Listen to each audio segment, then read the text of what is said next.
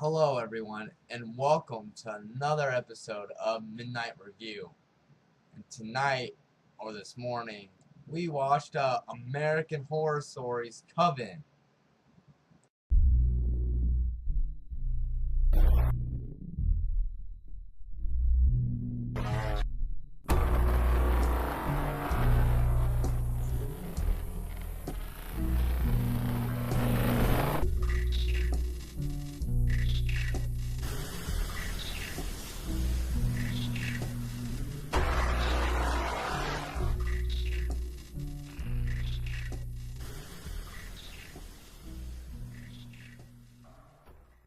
And if you haven't watched this episode, wow.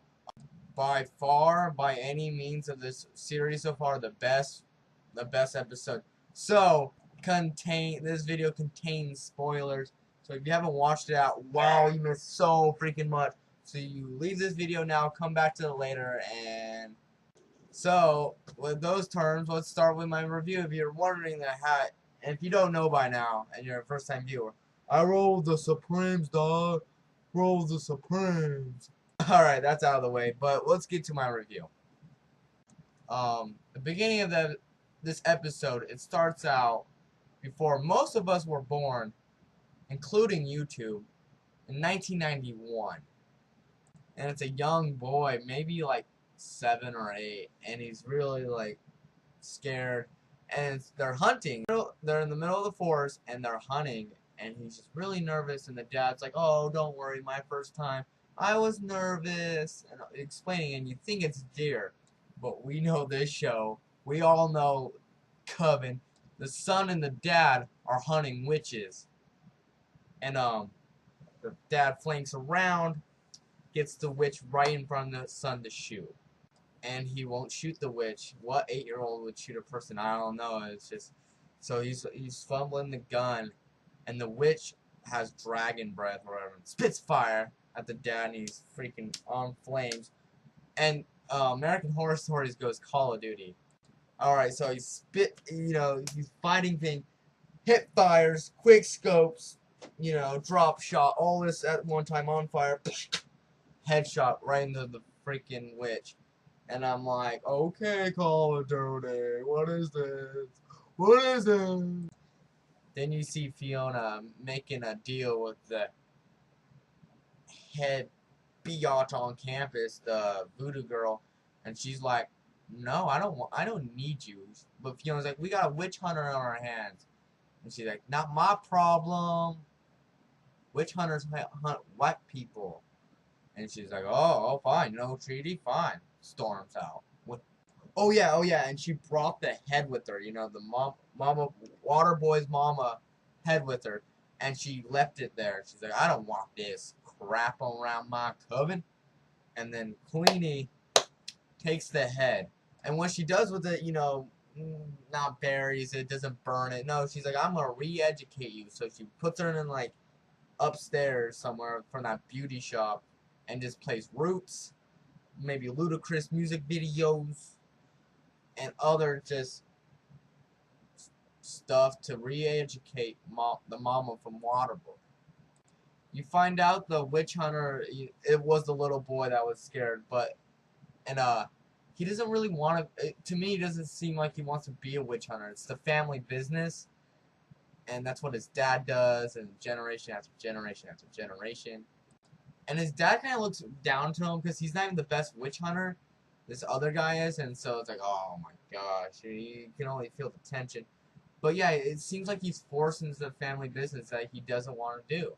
So there's conflict between the witch hunter. Does he kill his wife in the coven? Does he go with his dad? Like, he's in a tough pickle, and we'll find out what happens in that tough pickle.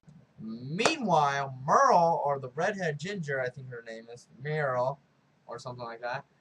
She's got the council right in front of her, and she's explaining, "Oh yeah, I look good, huh? I got burned at the stake, but no hard feelings." Oh, but don't let the redhead fool ya. She's got something tricky up her sleeve. But yeah, she's with the head council, and she's explaining no hard feelings, let's just have like a lunch like we used to.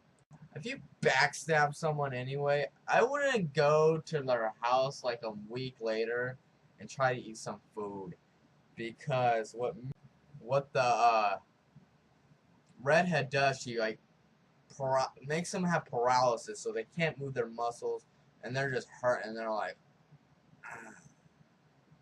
One's like frozen like this, ah, and the other one's frozen like,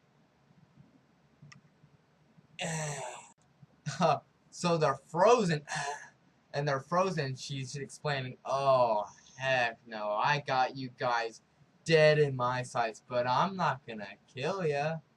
I'm just gonna do some stuff towards you. And I don't know, if I was the paralysis lady, I would poo my pants. So she takes the melon scooper, but she doesn't scoop the melon balls. She harvests her eyeballs, one from each. One blue, one brown. And she's got a plan for them. She harvests the eyeballs to give to the, I'm so sorry right now, but I can't think of the name, but the blind chick. She gives them to the blind chick, and I apologize if I forget names, you know. I am an avid fan of American Horror Stories. I've seen all 3 seasons, but I'm just bad with names. And this is midnight review, so this is at midnight, so my brain's kind of tired. Got school, you know. But anyway, the blind chick can now see. She's got one blue, one brown. But that's a bad. But good thing. There's pros and cons for everything, right? She gets her eyesight back, but she loses her visions. And to me, I don't know if anyone else saw this, but I'm like, oh snap. Because the witch hunter kind of wanted to get back in the coven, you know, do a sneak attack. And with her visions gone, she doesn't know he's the witch hunter, but he doesn't know her vision's gone yet. But he'll find out really soon. So it's like, oh snap, Coven might get some. They might get freaking pwned, dude. They might get witch hunted.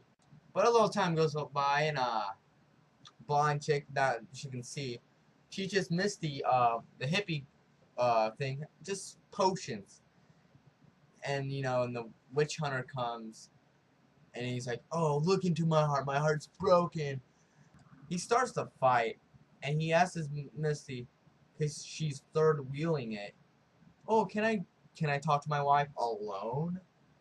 And the wife's like, I filed for divorce. Misty can stay. Did anyone else pick this up? So during the whole fight, Missy is just seriously just standing right next to them like this. Oh man, now like one of the saddest moments of the episode, one of them, Fiona gets a dog, a German Shepherd, and I'm a sucker for German Shepherds. I love them. I love dogs. I'm a dog person. And it's a female German Shepherd, and she takes it to that caveman Kyle's room. And he's like, "Oh, dog." And like 2 seconds later, you're like, to me, the dog's dead. It's like he snapped the dog's neck, and I'm like, no, we could have. I wanted to name that dog. I would have named it Potato Chip.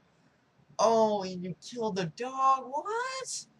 Comment below what. Rest in peace, German Shepherd, Potato Chip. What you would have named the dog. This is why this episode's so crazy, because literally every minute is something major's happening. Dogs dying, pack treaties misleading, witch hunters on the prowl. And meanwhile, in the hospital, Luke, you know, the neighbor boy, gets visit from the Coven girls, and you know, the one can hear voices talking to Luke, and they find out a lot of stuff that Luke's telling everyone. We find out that crazy mom killed Luke's dad. She's psycho with bees, dude. Nick Cage status, not the bees. Luke also, you know, talks to Nan, I think her name is, telling Luke's mom, God's mad at you. She's like, you know, that super Christian girl. He's like, yeah, God's mad at you. You've been lying all this time. He's pissed. And the mom's freaking out. No, God can't be mad at me. And Luke gets the tubes out because he had tubes down his throat. He finally gets it out, and he starts pouring in tears. He's like, I can't believe you killed Dad. I can't, he's just so shaken. And the mom, the crazy Christian mom, kills freaking Luke. Luke gets suffocated by a pillow by his own mom. She killed the dad. She killed her son. She's ruthless. Now I saved the best for last. This is not the end. This is the best part of the whole episode. Best part. Blah, blah, blah, blah, blah. And the main voodoo chick just straight out says, "You kill all the witches tonight, or you're dead." And he's drunk in stupors and just drinking. And does he kill his wife? Does he disappoint his family? Does he do a sacrifice? What does he do? Does he do the right thing? The answer is yes. He does the right thing. He kills all the voodoo chicks. Shoots Queenie. Shoots all the salon girls. All of them. And the main voodoo chick should have accepted the treaty. They could have hunted that the witch hunter together, and now all her people are dead. But Queenie sacrifices herself, like, to kill the white guy so the main one doesn't die. But I don't think Queenie's, spoiler, I don't think Queenie's dead. She can hurt herself. I don't think she's dead. I don't think they would kill her off like that.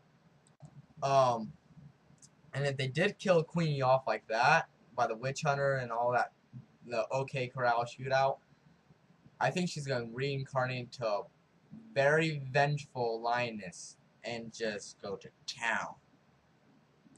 Last thing, on a lighter note than the shootout, a lot of voodoo people dying, Caveman Kyle's not Caveman Kyle anymore. Fiona helped him out. He can talk a little bit. He can make sentences. He can talk. I have no idea what's going to happen in the future. I'm seriously like WTF moment of the week right now. I don't know. Well, what do they do now? They go after the family business, I guess. Why do you do this, American Horror Stories, to us? They come back January 8th, so now we have to all wait. Well, thanks for watching. Comment below what you think is gonna happen, or what can I improve on. And